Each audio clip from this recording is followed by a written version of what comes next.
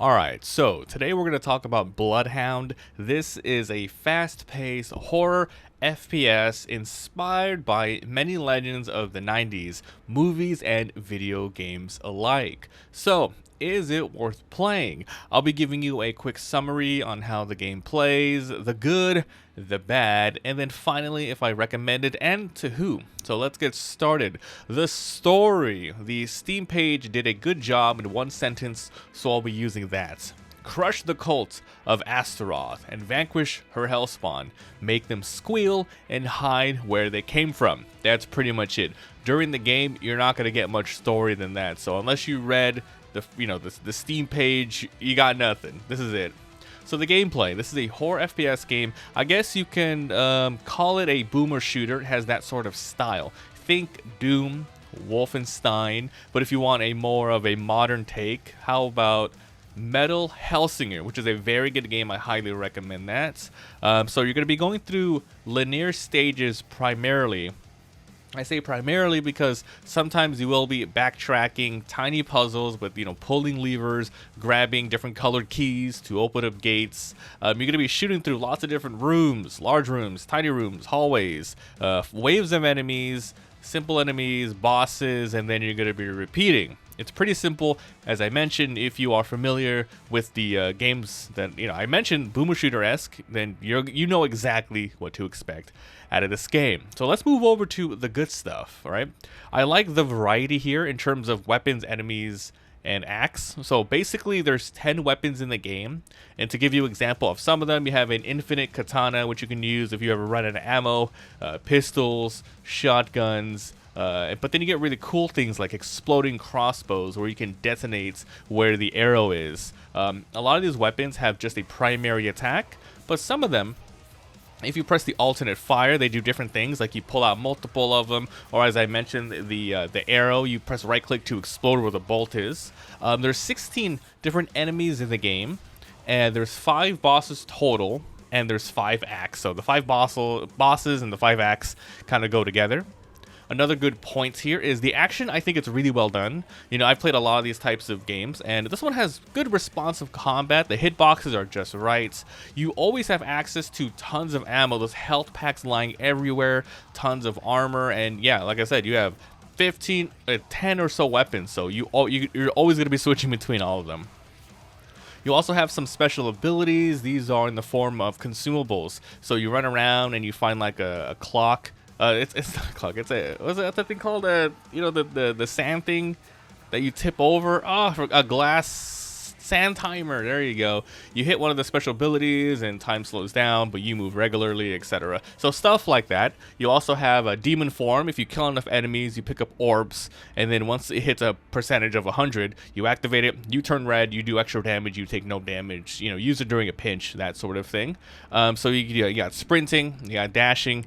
You got jumping. You're going to be doing dodging, explosions, projectiles. Some enemies, you actually do need some strategy. For example, maybe some of them have swords where if, they can counter your bullets and hit back at you. Some defend, so you might want to wait. Otherwise, you'll be wasting your ammo. Another good thing about the game is it has pretty good pace. It is short and sweet. It's not that long of a game. To give you an example, let's say around an hour in, you could probably get around 2 or so bosses done on normal mode, dying maybe a couple of times. So it'll take you just a couple hours to beat the game. Maybe if you just sit there, you could probably finish it in one setting if you do like 5 to 8 hours. Now let's move over to some of the bad things about this game. I would say it's not really a bad thing, but this is more of like a stale sort of feature here, and this is the basic stage progression. So basically, there's no stage names, there's no replaying stages. You simply save, and then you load exactly where you were. So there's no sense of like completion and breaks. I would have really liked it if they made it so, because like, what if people want to speed run this game and they want to practice sections and stuff like that? You have to be able to choose a stage once you complete it. And you can't really do that there. So maybe after you kill a boss, you can segment it in 5 sections, but that's pretty much it. The music, while it is good in general, I have to say it's bad for content creators, just a little bit of a warning out there. I uploaded the footage on my Let's Play channel, and I got nothing but copyright stuff, nothing but copyright. So if you know, this is only for content creators, watch out for uploading that sort of things. Another sort of bad thing is some enemies, though there's not a lot, what was it, 15? Some are really annoying. You know, for the most part, they're really cool. You have enemies with literal projectiles that you have to jump and dodge, like a bullet hell, which is very fun and skillful. But then you have those old school boomer shooter enemies where as long as they see you, they're gonna have a little bit of a animation where you see the flash of their gun, and it's 100% hit. No projectiles, it's just flashing your hit. It's that sort of old school thing where it's fine if the whole game was like that. But then it has a mix. It has like a mix between projectile enemies and then enemies that just auto hit you, which it could be a little weird for some people. Alright, so overall, is this game worth playing and who should be picking this up? So I would honestly give it like a 60%-ish recommendation because it's a little bit of expensive for the shortish experience.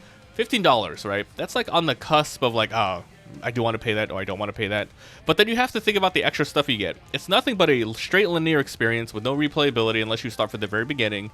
You have easy, normal, and hard mode, and there is a little bit of difference between that besides like enemy HP and how much damage you take, where there is a little bit of a challenge where you can't use abilities during like normal mode and hard mode. You can't activate like that sand hourglass like ability I talked about. Can't use it during boss fights. So there is sort of that thingy. But yeah, honestly, who should be picking this game up? I think if you like what you see in the gameplay and you liked what I talked about and you definitely want to try this game, I would wait on a sale. Probably $10 would be the sweet spot, right? But, you know, if you get it at that good price, you go in expecting nothing but an FPS game, you know, nothing but boomer shooter combat, and you'll be fine. Just as a little warning, there is nudity in the game. It's off by default and you can turn on and off. It's basically just a lot of the enemies, but it's funny because they become like pixelated, like on their chest. This is super pixelated if you do that. Alright guys, so that was Bloodhound. If you guys enjoyed, like, subscribe, all that good stuff. Let me know in the comments what do you think about this game. Have you played it? Will you play it? Is this a pass for you? And if you want to see the full gameplay experience, I'll be uploading it on my Let's Play channel, link down below. Thanks for watching, and I'll see you guys next time. Bye.